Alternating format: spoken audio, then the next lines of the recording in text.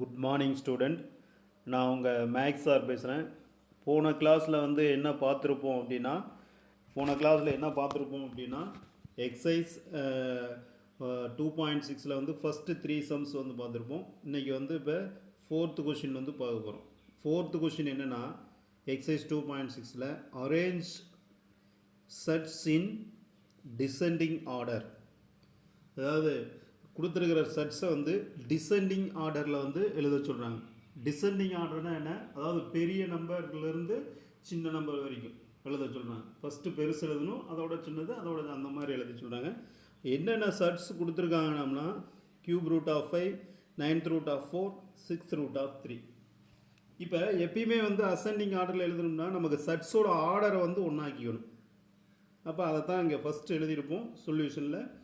The order of the sets cube root of 5, 9th root of 4, 6th root of 3 are அப்போ first செட்ஸோட order என்ன 3, second செட்ஸோட order என்ன 9, third செட்ஸோட order என்ன 6. அதை தான் எழுதியிருப்போம்.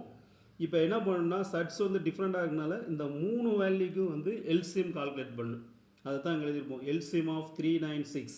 இப்போ கவனிங்க, 396 எல்சிஎம். இப்போ 3ஆல் டிவைட் பண்ணுறோம், 1 3 2ன்னு வந்துடும். மீண்டும் 3ஆல் டிவைட் பண்ணால் அந்த 1 அப்படியே போட்டாச்சு. 1 2 2ஆல் டிவைட் பண்ணால் 1 1ன்னு வந்துடும். இப்போ இந்த 3ஐயும் மல்டிப்ளை பண்ணுங்கள். 3 × 3 9, 9 × 2 18. அதனால தான் எல்சிஎம் ஆஃப் 396. அந்த 396க்கு எல்சிஎம் என்னென்னு எடுத்திருக்கோம் 18 அப்படின்னு. இப்போ எல்சிஎம் 18 ஆயிடுச்சு. அப்போ என்ன பண்ணணும்னா ஒவ்வொரு செட்ஸோட ஆர்டரையும் 18ஆக கன்வெர்ட் பண்ணணும். அதை தான் பண்ண போகிறோம். அதை தான் இப்போ பண்ண போகிறோம். ஃபஸ்ட்டு என்ன வேல்யூ கொடுத்துருக்காங்க நமக்கு? ஃபஸ்ட்டு ஒன்று என்ன கொடுத்துருக்காங்க? Cube root of 5. அப்போ இதை எப்படி எழுதி? கியூப் ரூட் ஆஃப் 5 என்னென்னு சொல்லியிருக்கோம் நாங்கள் 5 பவர் 1/3ன்னு அர்த்தம். இப்போ இந்த 3 16 ஆகணும், 18 ஆகணும்னா 6ஆல் மல்டிப்ளை பண்ணணும். அப்போ மேலேயும் 6ஆல் மல்டிப்ளை பண்ணணும். அப்போ என்ன வந்துடும் 6/18. அப்போ இதை எப்படி எழுதிக்கலாம்? 18th root of 5 power 6. அதை 18க்கு ரூட் போட்டுருவோம். Root 18 5 power 6. இப்போ ரூட் 18 ஆஃப் அந்த 5 பவர் 6 இருக்குது பார்த்தியா? இந்த 5 பவர் 6 5 6 டைம் மல்டிப்ளை பண்ணும். இப்போ 5 × 5 என்ன வந்துடும் 25. 2 டைம் மல்டிப்ளை பண்ணால் 20 டைம் வருது, 25 வருதா? அடுத்தது 25 × இன்னொரு 5 மல்டிப்ளை பண்ணால் என்ன வருது 125. அதாவது 3 டைம் மல்டிப்ளை பண்ணால் 125 வந்துருச்சா? அடுத்தது மீண்டும் 125 × 5 என்ன வருது? நம்ம 125 5 மல்டிப்ளை பண்ணால் 625. 4 டைம் மல்டிப்ளை பண்ணால் 625 வருது.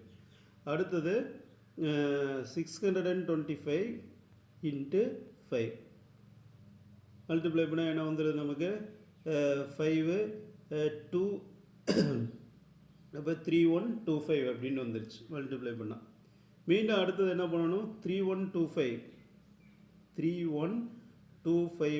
மீண்டும் 5ஆல் இது 6th டைம் மல்டிப்ளை பண்ணுறோம். அப்போ என்ன வந்துடும் நமக்கு 5 2 அப்போ 6 அப்போ 15. அப்போ 15,625 அப்படின்னு வந்துருச்சு. இதுதான் நமக்கு இந்த 18th ரூட், அதாவது cube root of 5. Cube root of 5ஓட வேல்யூ என்னென்னா கியூப் ரூட் ஆஃப் 5ஓட வேல்யூ என்னென்னா 18th ரூட் ஆஃப் 15,625 அப்படின்னு வந்துருச்சு. அடுத்தது பார்த்தோம்னா நமக்கு இப்போ அடுத்தது என்ன நமக்கு? அதாவது 9th ரூட் ஆஃப் 4 அப்படின்னு கொடுத்துருக்காங்க. அப்போ அதை எப்படி எழுதி? 9th ரூட் ஆஃப் 4 அப்படின்னா அதை எப்படி எழுதினா 4 பவர் 1/9. இப்போ 9 18 ஆகும்னா 2ஆல் மல்டிப்ளை. அதனால தான் 4 பவர் 2/18. 4 பவர் 2/18. அப்போ இதை எப்படி எழுதிக்கலாம்னா அதை எப்படி எழுதிக்கலாம்? இப்போ அந்த ரூட்டுக்கு போயிடும் 18th ரூட் ஆஃப் 4 ஸ்கொயர். அப்போ 18th ரூட் ஆஃப் 16. அடுத்தது பார்த்தீங்கன்னா தேர்டு ஒன் பார்த்தீங்கன்னா 6th ரூட் ஆஃப் 3 அப்படின்னு கொடுத்துருக்காங்க.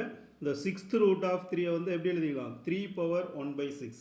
இப்போ இந்த 6 18 ஆகணும்னா மேலேங்கில் என்ன பண்ணணும்? 3ஆல் மல்டிப்ளை. இப்போ 3 பவர் 3/18. அப்போ இதை எப்படி எழுதிக்கலாம்? 18th root of 3 power 3. 18th root of 3 power 3னா என்ன வந்துடும் 27 அப்படின்னு வந்துடும். இப்போ பாருங்கள், எல்லாமே ஒரே ஆர்டரில் இருக்கா? பார்த்தீங்கன்னா 18th root of 16, 18th root of 27, 18th root of 15,600 எல்லாமே நமக்கு எப்படி இருக்குது? ஒரே ஆர்டரில் இருக்குது. இப்போ அசெண்டிங் டிசெண்டிங் ஆர்டரில் எழுதலாம். அதை தான் இங்கே எழுதியிருப்போம். the descending order of the sets cube root of 5, 6th root of 3, 9th root of 4 is அப்போ ஃபஸ்ட்டு டிசெண்டிங் ஆர்டர்னா நான் எது பெரிய நம்பரை கொடுத்துருக்கல 18th root of 15,625 அடுத்தது எது பெருசு 18th root of 27 அடுத்தது என்ன 18th root of 16 அப்போ தட் இஸ் அப்போ 18th root of இது எதனோட வேல்யூ cube root of 5 இது எதனோட வேல்யூ 6th root of 3 இது எதனோட வேல்யூ என்னது 18th root of 16 அப்போ டிசெண்டிங் ஆர்டரில் எழுதுனா என்ன வந்துடும் நமக்கு cube root of 5 6th root of 3 9th root of 4 அப்படின்னு சொல்லிடலாம் இதுதான் வந்து டிசெண்டிங் ஆர்டர்னா பெரிய நம்பர்லேருந்து சின்ன நம்பருக்கு எழுதணும் இதுதான் அதில் ஃபஸ்ட்டு கொஷின் 4th ஒன்றில் செகண்டும் இதே மாதிரி தான் செகண்டு பார்த்தீங்கன்னா இந்த மாதிரி ரெண்டு ரூட் கொடுத்துருப்பாங்க வேறு ஒன்றும் கிடையாது அதாவது என்ன கொடுத்துருக்காங்கன்னா நமக்கு square root of cube root of 5 cube root of 4th root of 7 square root of 3 அப்படின்னு கொடுத்துருக்காங்க இப்போ ஃபஸ்ட்டு வந்து இதை எழுதிக்கிறோம் square root of cube root of 5 cube root of 4th root of 7 square root of 3 இப்படி root இருந்தால் இதை ரெண்டையும் மல்டிப்ளை பண்ணிக்கலாம் இப்போ இங்கே 2 இருக்குது 3 இருக்குது மல்டிப்ளை பண்ணால் என்ன வந்துடும் 6 அதாவது 6th root of 5 இப்போ இதை ரெண்டையும் மல்டிப்ளை பண்ணால் 12th root of 7 இதை ரெண்டு இங்கே எது இல்லைன்னா 2 இருக்கிறதா இருக்கும் 2 into 2 என்ன வந்துடும் நமக்கு 4th root of 3 அப்படின்னு வந்துடும் இப்போ இங்கேயும் வந்து எப்படி இருக்குது ஆர்டர் டிஃப்ரெண்ட்டாக இருக்கா இதுக்கும் என்ன பண்ணணும் ஃபஸ்ட்டு எல்சிஎம் கால்குலேட் பண்ணு அதை தான் இங்கே பண்ண போகிறோம் அதை தான் இங்கேயும் வந்து நம்ம எழுதியிருப்போம் அதாவது என்னென்னா இப்போ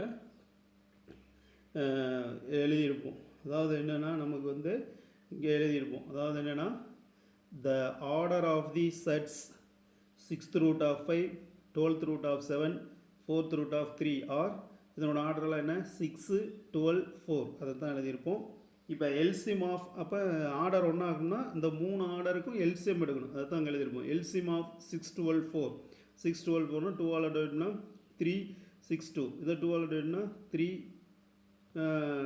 என்னது நமக்கு இதை 2 ஆல் டிவைட்னா 3 டிவைட் ஆகுது 3 அப்படியே போட்டுவோம் 6னா 3 இது 1 மீண்டும் 3 ஆல் பண்ணால் 1 இப்போ இதை எல்லாத்தையும் மல்டிப்ளை பண்ணுங்கள் 12 அப்படின்னு வந்துடும் அப்போ 6 12 4க்கு எல்சிஎம் வந்து என்னென்னு சொல்லிடலாம் நம்ம 12 அப்படின்னு சொல்லிடலாம் அப்போ ஒவ்வொரு ஆர்டரையும் என்ன பண்ணணும் 12ஆக கன்வெர்ட் பண்ணணும் அதை தான் இங்கே பண்ணியிருப்போம் ஒவ்வொரு ஆர்டரையும் 12ஆக கன்வெர்ட் பண்ணணும் இப்போ அதை தான் இங்கே பண்ண போகிறோம் இப்போ நமக்கு வந்து பார்த்தோன்னா இங்கே என்ன கொடுத்துருக்காங்கன்னா 6th root of 5 எப்படி இருக்குது அப்போ இதை எப்படி எழுதிக்கலாம் 5 power 1/6 இப்போ இந்த 6 12 ஆகணும்னா மேலே எங்கேயும் 12 மல்டு இப்போ 5 power 2/12 இப்போ இதை எப்படி எழுதிக்கலாம் 12th root of 5 square இப்போ 12th root of 5 squareனா 25 அப்படின்னு சொல்லிடலாம் அடுத்தது செகண்ட் ஒன் வந்து 12th root of 7 இருக்குது அதை அப்படியே எழுதிக்கலாம் 12th root of 7 அடுத்து தேர்டு ஒன் வந்து பார்த்தீங்கன்னா என்ன கொடுத்துருக்காங்க நமக்கு 4th root of 3ன்னு இருக்குது அப்போ இது எப்படி எழுதிக்கலாம் 3 power 1/4 அப்போ இந்த 4 2 ஆகணும்னா 3 ஆல் மல்டு அதனால் 3 power 3/12 அப்போ இதை எப்படி எழுதிக்கலாம் 12th root of 3 power 3 இப்போ 12th root of 3 3 time multiply பண்ணால் என்ன வந்துடும் நமக்கு 27 இப்போ இங்கே என்ன கேட்குறாங்கன்னா நமக்கு வந்து டிசெண்டிங் ஆர்டரில் தான் கேட்குறாங்க உனக்கு புரியுதா இல்லையா இதில் கேட்குறாங்க நமக்கு டிசெண்டிங் ஆர்டரில் தான் கேட்குறாங்க அப்போ டிசெண்டிங் ஆர்டரில் கேட்டாலும் எது பெருசோ அதுலேருந்து தான் எழுதணும் அப்போ அதை தான் எழுதியிருப்போம் அதாவது பார்த்திங்கன்னா என்னது நமக்கு the descending order of the sets புரியுதா இல்லையா அப்போ square root of 3 square root of cube root of 5 அடுத்து வந்து third root of 4th root of 7 அப்படின்லாம் இருக்குது ஈஸ் ஏன்னா வந்துடும் நமக்கு இதில் எது அதிகமான வேல்யூ இந்த 3 வேல்யூ அதுலேயே எது அதிகம் 12th root of 27 தான் அதிகம் அதுக்கப்புறம் 12th root of 25 அதிகம் அதுக்கப்புறம் வந்து 12th root of அதுக்கப்புறம் வந்து என்ன 12th root of என்னது 7 தான் அதிகம் அப்போ தட் இஸ் அப்போ அந்த வேல்யூ எழுது இப்போ 12th root of 27னா அதனோட வேல்யூ கொஷினில் கொடுத்துருக்கிற வேல்யூ என்ன ஸ்கொயர் ரூட் ஆஃப் 3 அதேமாதிரி 12th root of 25னா என்ன நமக்கு square root of 3rd root of 5 இப்போ 12th root of 7னா இந்த கொடுத்துருக்குறது அப்படி என்ன ஆர்டர் இந்த வேல்யூ எதுக்கு வருது 12th root of 27 தான் அதிகமான வேல்யூ அப்புறம் 12th root of 25 அடுத்தது 12th root of 7 அப்போ 12th root of 27 எதுக்கு வந்ததோ அதை எழுதணும் இங்கே அவ்வளோதான் வேறு ஒன்றும் கிடையாது இதுதான் வந்து நமக்கு வந்து என்னென்னா இதுதான் வந்து நமக்கு வந்து என்ன இதுதான் வந்து நமக்கு இந்த கொஷின் அதாவது டிசெண்டிங் ஆர்டரில் எழுத சொல்லியிருப்பாங்க 4th கொஷின் வந்து இவ்வளோ தான் வேறு ஒன்றும் கிடையாது அடுத்தது நெக்ஸ்ட்டு பார்த்தீங்கன்னா கொஷின் நம்பர் 5 நெக்ஸ்ட் பாருங்கள் கொஷின் நம்பர் 5. கொஷின் நம்பர் 5 என்ன கொடுத்துருக்காங்கன்னா நமக்கு can you get a pure sets when you find. அதாவது பியூர் செட்ஸ், அதாவது நமக்கு கிடைக்கக்கூடிய ஆன்சர் பியூர் செட்ஸாக இருக்கணும். அவங்க சில கண்டிஷன் கொடுத்துருப்பாங்க, வேறு ஒன்றும் கிடையாது. இப்போ கவனிங்க, அதில் ஃபஸ்ட்டு கொஷின் என்னென்னா நமக்கு வந்து ஃபஸ்ட்டு கொஷின் என்னென்னா செட்ஸ் ரெண்டு செட்ஸை யூஸ் பண்ணால் பியூர் செட்ஸ் ஒன்று. அதுக்கு நாம்பளா நீங்கள் இந்த வேல்யூ தான் எடுத்துக்கலாம், எதை வேணால் எடுத்துக்கலாம். நான் வந்து என்ன எடுத்தேன்னா 3√2 ப்ளஸ் -2√2. இப்போ இது ரெண்டு இப்போ 3√2யும் -2√2யும் ஆட் பண்ணால் என்ன வந்துடும்? இப்போ ப்ளஸ் இன்ட்டு மைனஸ் என்ன மைனஸ் ஆயிருமா? இப்போ 3√2 - 2√2. இப்போ 3√2ல் 2√2 போயிட்டால் என்ன வந்துடும்? நமக்கு √2 அப்படின்னு வந்துடும். அடுத்தது பார்த்தீங்கன்னா the difference of the sets அப்படின்னு கொடுத்துருக்காங்க. இப்போ இங்கேயும் அதே தான் எடுத்து போகிறோம். 3√2 டிஃப்ரென்ஸ்னால் மைனஸ் போட்டுக்கணும். இப்போ 2√2. அப்போ 3√2லேருந்து 2√2 போயிட்டால் என்ன வந்துடும்? √2ங்கிறது. வெறும் ரூட்டுக்குள்ளார ஒரு நம்பர் மட்டும் வந்தால் அதுதான் பியூர் செட்ஸ் அப்படின்னு சொல்லுவோம். உனக்கு புரியுதா இல்லையா? அப்போ 3√2ல் 2√2 போயிட்டால் √2 அப்படின்னு வந்துடும். அடுத்தது நெக்ஸ்ட்டு பார்த்தீங்கன்னா third one, the product of two sets. இப்போ கவனிங்க, த ப்ராடக்ட் ஆஃப் டூ செட்ஸ்னால் இப்போ √2 √3 இது ரெண்டையும் மல்டிப்ளை பண்ணுறோம். √2யும் √3யும் மல்டிப்ளை என்ன வருது? √6. அப்போ இதுவும் என்ன தான் நமக்கு பியூர் செட்ஸ் தான். இந்த மாதிரி நீங்கள் √2 √3 தான் எழுதணும்னு கிடையாது. புரியுதா இல்லையா?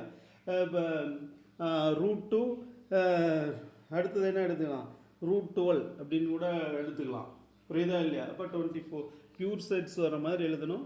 வேறு எது நமக்கு வந்து பியூர் செட்ஸ் கிடைக்கணும் ஆன்சர் வந்து அந்த மாதிரி தான் எழுதணும். இது வந்து தேர்டு. அடுத்தது பார்த்தீங்கன்னா ஃபோர்த்து பாருங்கள் என்ன கொடுத்துருக்காங்கன்னா ஃபோர்த் ஒன் வந்து த கோஷன்ட் ஆஃப் டூ செட்ஸ் அப்படின்னு கொடுத்துருக்காங்க. ஃபோர்த்து வந்து பார்த்தீங்கன்னா த கோஷன்ட் ஆஃப் டூ செட்ஸ் அப்படின்னு கொடுத்துருக்காங்க. கோஷன்ட்னா ரெண்டையும் டிவைட் பண்ணுறது, அதாவது √6 டிவைட் பை √2. இதை எப்படி எழுதிக்கலாம்? ஒன்றா ஸ்கொயர் ரூட் போட்டு 6/2 ரெண்டையும் கேள்வி 3 வருது √3. அப்போ இதுவும் என்ன தான் பியூர் செட்ஸ் தாங்க. இந்த மாதிரி பியூர் செட்ஸ் வர மாதிரி ரெண்டு செட்ஸ் எடுத்துக்கிட்டு டிவைட் பண்ணி காமிங்க. இந்த நம்பர் தான் போடணும், நீங்கள் எதோ எந்த நம்பர் வேணாலும் எடுத்துக்கணும். நான் போட்ட நம்பர் தான் போடணும். நான் வந்து ஈஸியாக இருக்கக்கூடிய நம்பர்ஸாக எடுத்து போட்டுருக்கேன். உங்களுக்கு இதை விட ஈஸியான நம்பரெல்லாம் கிடைக்காது. அதனால் நான் வந்து ஈஸியாக இப்போ வருங்க மல்டிப்ளை பண்ணுறதுக்கு √2 √3 எடுத்துருக்கோம். √6 ஈஸியாக வந்துடுச்சு. இங்கேயும் அதே தான் √6/√2 எடுத்துருக்கோம். இதுவும் ஈஸியாக வந்துடுச்சு. இங்கேயும் அதே தான் 3√2 - 2√2 இருக்கிறப்ப √2 ஈஸியாக வந்துடுச்சு. இந்த மாதிரி ஈஸியாக வர்றதை மட்டும்தான் நான் வந்து எடுத்து காமிச்சிருக்கேன். இந்த மாதிரி ஈஸியாக வர்றதை எக்ஸாம்பிளாக நீங்கள் வேறு நம்பர்ஸ் கூட கொடுத்துக்கலாம். அடுத்தது பாருங்கள், 6th கொஷின் தான் வந்து இந்த எக்ஸசைஸ்லேயே லாஸ்ட் கொஷின். நமக்கு என்ன கொடுத்துருக்காங்கன்னா 6th கொஷின் வந்து என்ன கொடுத்துருக்காங்கன்னா நமக்கு என்ன கொடுத்துருக்காங்க? Can you get a rational number when you compute. அவள் போனதில் வந்து பியூர் செட்ஸ் கேட்டாங்க. இப்போ இங்கே வந்து என்ன கேட்குறாங்கன்னா ரெண்டு செட்ஸை ஆட் பண்ணால் நமக்கு வந்து ரேஷனல் நம்பர் கிடைக்கணும். அந்த மாதிரி செட்ஸ் எக்ஸாம்பிள் கொடுக்க சொல்கிறாங்க. இப்போ பார்த்தீங்கன்னா அதில் ஃபஸ்ட்டு கொஷின் பார்த்தீங்கன்னா the sum of two sets அப்படின்னு கொடுத்துருக்கேன். The sum of two sets நம்ம ரெண்டு செட்ஸ் எடுத்துக்கணும். ஒரு செட்ஸை வந்து நான் எப்படி எடுத்துக்கிறேன்னா 3 + √2 சம்மங்கிறதுனால ப்ளஸ் போட்டாச்சு. இன்னொரு செட்ஸ் வந்து 3 - √2 அப்படின்னு எடுத்துக்கும். இப்போ இது ரெண்டையும் ஆட் பண்ணுறோம். அதாவது 3 + √2 + 3 - √2. இப்போ இந்த -√2 + √2 என்ன கேன்சல் ஆயிரும், வெறும் நம்பர் மட்டும்தான். 3 + 3 என்ன வந்துடும் 6. இப்போ 6ங்கிறது ரேஷனல் நம்பரா இல்லையா? இப்போ ரேஷனல் நம்பர் அதுதான் இருந்ததுக்கு எக்ஸாம்பிள். நீ வேறு கூட கொடுத்துக்கலாம். 2 + √3 2 - √3ன்னு கூட கொடுக்கலாம். இப்போ -√3 + √3 கேன்சல் ஆயிரும். 2 + 2 4ன்னு வந்துடும். அதுவும் ரேஷனல் நம்பர் தான். இந்த மாதிரி கூட வேறு எக்ஸாம்பிள் கூட கொடுக்கலாம்.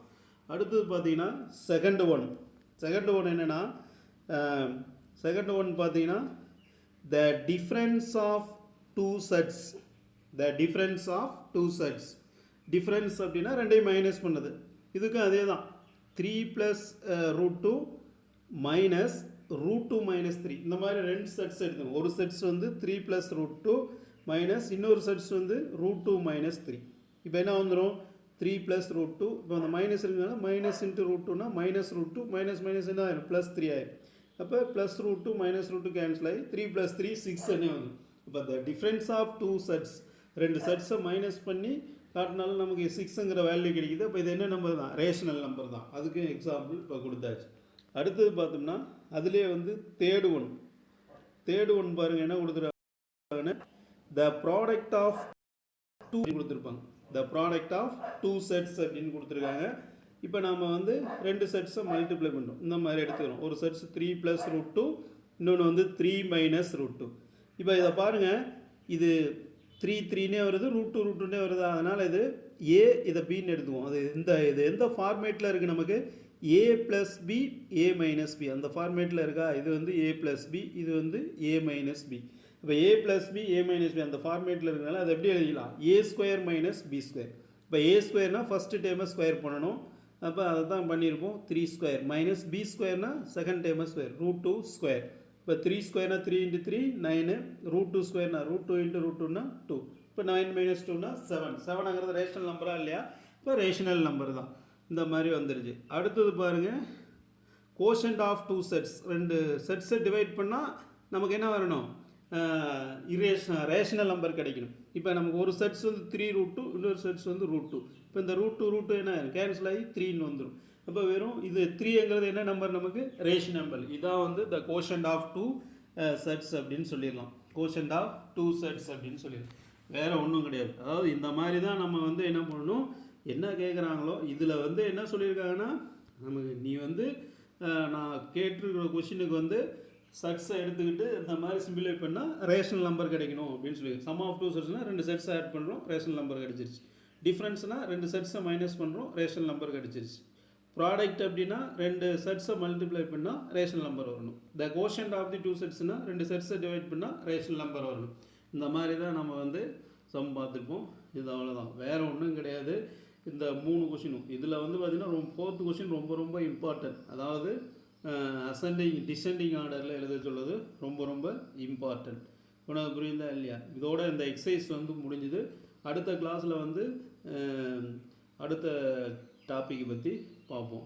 அது இல்லாமல் ஹோம்ஒர்க் வந்து இன்னும் வந்து 9th AC 2 கிளாஸ்லையுமே கேர்ள்ஸு பாய்ஸு எல்லாமே கரெக்டாக அனுப்புறது கிடையாது. கேட்டால் தான் அனுப்புகிறீங்க. புரியுதா இல்லையா? நான் ஏற்கனவே சொல்லிவிட்டு நீங்கள் அடுத்தது 10th போர்ஷன் வந்து ஸ்டார்ட் பண்ண போகிறோம். அன்னன்னைக்கு நடத்துகிற ஹோம்ஒர்க்கை அன்னன்னைக்கு படிக்கணும் அப்படின்லாம் சொல்லியிருக்கோம். உனக்கு புரியுதா இல்லையா? அதனால் வந்து ஹோம்ஒர்க் அனுப்பாதவங்க, இந்த செவ்வாய்க்கிழமை ஹோம்ஒர்க் அனுப்பாதவங்க அதையும் இதோடு சேர்த்து கிளாஸ் ஒர்க்கில் காப்பி பண்ணிவிட்டு கம்ப்ளீட்டாக அனுப்பிச்சிடணும். ஏதாவது டவுட் இருந்தால் கேளுங்க. ஹோம்ஒர்க் வந்து கேட்குறதுக்கு முன்னாடியே அனுப்பிச்சிடணும். Okay, thank you.